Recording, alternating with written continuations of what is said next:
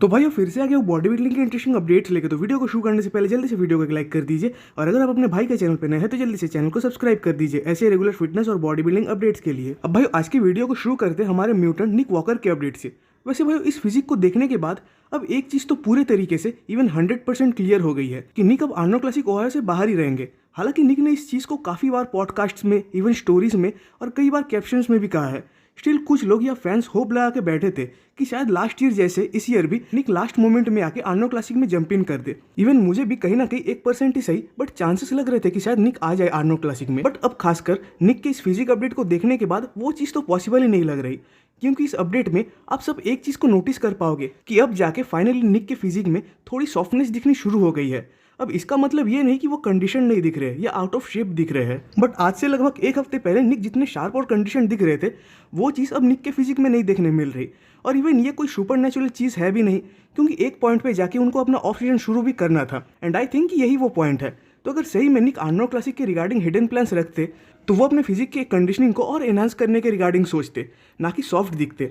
Even शायद हो सकता है कि आज से लगभग एक हफ्ते के अंदर अंदर हमें निक की तरफ से उनके ऑफ सीजन के फिजिक अपडेट्स भी देखने मिलने शुरू हो जाए। इवन निक कुछ दिन पहले अपने एक फिजिक अपडेट के पोस्ट के कैप्शन में ये भी लिखे थे कि फिलहाल उनका एम है अपने हैमस्ट्रिंग को हील करना और अपने फिजिक को इंप्रूव करना, जिससे कि वो ओलंपिया में बढ़िया परफॉर्म कर पाए। एंड आर्नो क्लासिक उनका एम है ही नहीं इस साल।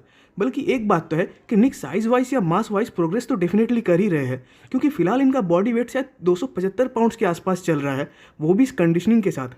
बाकी जो मेरा पर्सनल एजम्पशन है कि शायद निक अब एक रिबाउंड फेज में जा सकते हैं, देन उसके कुछ टाइम बाद एक ऑफ सीजन, देन वो अपने ओलंपिया क्वालिफायर शो के रिगार्डिंग प्लान्स बना सकते हैं। बाकी देखते हैं कि निक की तरफ से आगे क्या अपडेट्स आते हैं। अब भाई वो बात करते हैं सैमसन दौदा के ऊपर, तो इनके तरफ से इनके लगभग 7 वीक्स आउट का एक फिजिक अपडेट आया हुआ है।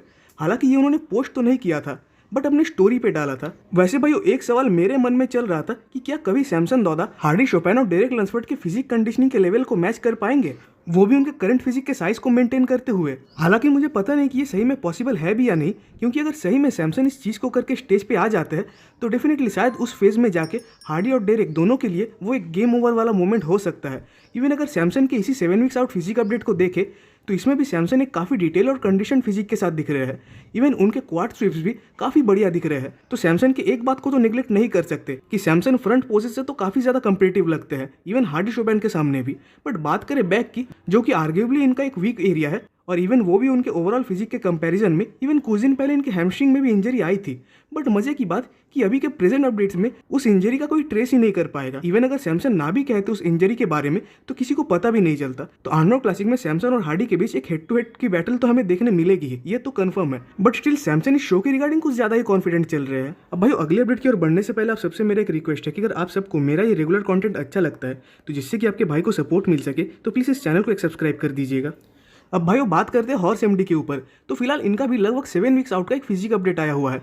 वैसे इस बात को तो कोई इग्नोर नहीं कर सकता कि इनके जैसे साइड के हैमस्ट्रिंग्स आते हैं वो मेंस ओपन डिवीजन में आपको काफी गिने चुने बॉडी बिल्डर्स में दिखेंगे। और सिर्फ हैमस्ट्रिंग्स ही नहीं बल्कि इनके क्वाड्स भी साइज वाइज काफी ज्यादा बड़े हैं। और भाई कहीं ना कहीं यही वो पार्ट था जिसके ओवरसाइज होने की वजह से हॉर्स के मन में ये डिसीजन बनने लग गए थे कि उनको क्लासिक फिजिक्स से ओपन में स्विच करना चाहिए। हालांकि उनका बॉडी वेट भी प्रॉब्लम क्रिएट कर रहा था, बट इनके क्वाड्स लगभग तभी से मैसिव थे। बाकी मेरे अकॉर्डिंग हॉर्स एमडी आर्नो क्लासिक में सही में एक वाइल्ड कार्ड साबित हो सकते हैं, क्योंकि अगर बात करें इनके प्रो डेब्यू यानी रोमानिया प्रो शो की, तो वहाँ उनकी फिजिक तो इंप्रेसिव थी ही, साथ ही साथ प्लेसिंग भी थर्ड आई थी, यानी सैमसन दौदा और महरूज तबानी के बाद। इवन प्लान्स तो उनके प्राग प्रो और जापान प्रो में कम्पीट करने के भी थे, बट हेल्थ इशूज़ की वजह से वो हो नहीं पाए। बाकी प्रेजेंट में हॉर्स की फिजिक काफ़ी ज़्यादा हार्ड और कंडीशन दिख रही है। बाकी इनको अपने बैक पे काम करने की बहुत ज़्यादा ज़रूरत है, उसमें भी अपने फ्रंट लैट स्प्रेड पोज और बैक डबल बाइसेप पोज पे। बाकी अगर हॉर्स सही में एक बढ़िया फिजिक को लेकर आते हैं तो चांसेस है कि ये टॉप 6 या टॉप 8 के अंडर प्लेस हो जाए। अब भाई वो बात करते हैं जॉन डेलारोसा के ऊपर, तो इनका भी 7 वीक्स आउट का फिजिक अपडेट आया हुआ है, जहाँ की फिलहाल इनका बॉडी वेट 255 पाउंड्स के आसपास चल रहा है। हालांकि जॉन कोई लंबे बॉडी बिल्डर है भी नहीं कि उनका बॉडी वेट फिलहाल इस फिजिक और इस साइज के साथ 300 पाउंड्स तक चल जाए। वैसे स्टेज को तो छोड़ो, इवन जॉन मुझे अभी भी इस अपडेट में काफ़ी ज़्यादा कंडीशन और शार्प दिख रहे हैं। वैसे अभी तो जॉन पैट्रिक टोर के अंडर ट्रेनिंग कर रहे हैं, बट लास्ट ईयर यानी 2023 में टेम्पा प्रो में इन्होंने एक गैप के बाद कम्पीट किया था। बट अनफॉर्चुनेटली हंटर उस शो में एक काफ़ी बढ़िया फिजिक के साथ आ गए थे और जॉन वहाँ हंटर से हारकर रनर अप प्लेस पे आए थे। बाकी फिलहाल इस टाइम जॉन की इस फिजिक को देखने के बाद मुझे काफ़ी ज़्यादा उम्मीदें आ रही है कि शायद ये आर्नो क्लासिक में एक बढ़िया परफॉर्मेंस करे। और आज के लास्ट अपडेट में बात करते हैं भाई कार्लोस थॉमस जूनियर के ऊपर, वैसे कार्लोस नो डाउट एक काफ़ी ज़्यादा हाइप्ड अप बॉडी बिल्डर है और जिसका एक मेन रीज़न है उनका ये थिक और टेंस मैसिव फिजिक, जो कि साथ ही साथ स्ट्रक्चर वाइज भी काफ़ी बढ़िया दिखता है। बट इसके बावजूद भी कार्लोस टेक्सास प्रो के स्टेज पे कुछ चीज़ों को मिस किए थे, जो कि उनके फिजिक में जो कंडीशनिंग है वो सही में कम दिख रही थी, जो कि नेक्स्ट टाइम वो चाहे तो ज़रूर फिक्स करके आ सकते हैं। एंड दूसरा फ्लॉ था उनके बैक में, क्योंकि मेरे अकॉर्डिंग उनका जो बैक है वो शो में पूरे तरीके से डेवलप नहीं था, इवन डेवलप नजर आ भी नहीं रहा था, खासकर बाकी बॉडी बिल्डर्स के मुकाबले।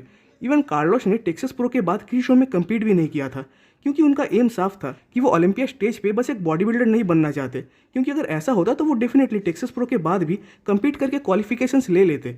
बट उसकी जगह उन्होंने खुद को इंप्रूव करना ज़्यादा बेटर समझा, जिससे कि वो जब भी ओलंपिया में अपना डेब्यू करे तो वो एक हायर प्लेसिंग पे आ सके। वैसे फिलहाल अगर देखने जाए तो ऑफिशियली इस शो में कार्लोस के मेन कंपेटर रहेंगे टोनियो बर्डन, और टोनियो बैक इवन कंडीशनिंग दोनों मामले में काफ़ी ज़्यादा बढ़िया दिखते हैं। तो माना कि टोनियो बहुत ज़्यादा बड़े तो नहीं है स्टेज पे, इवन साइज वाइज और मास वाइज, बट उनकी फिजिक मुझे बहुत हद तक कंप्लीट दिखती है। बाकी हमें ये भी नहीं भूलना चाहिए कि टोनियो फिलहाल वर्ल्ड के 8 बेस्ट बॉडी बिल्डर है, तो डेफिनेटली इस साल न्यूयॉर्क प्रो भी कोई छोटा शो तो नहीं रहने वाला। तो भाई आज की वीडियो पे खत्म होती है, कमेंट्स में जरूर बताइएगा कि आपको वीडियो कैसा लगा। वीडियो अच्छी लगी तो वीडियो को एक लाइक कर दीजिए और नेक्स्ट वीडियोस के अपडेट सबसे पहले पाने के लिए चैनल को सब्सक्राइब कर दे और बेल आइकन को प्रेस कर दे।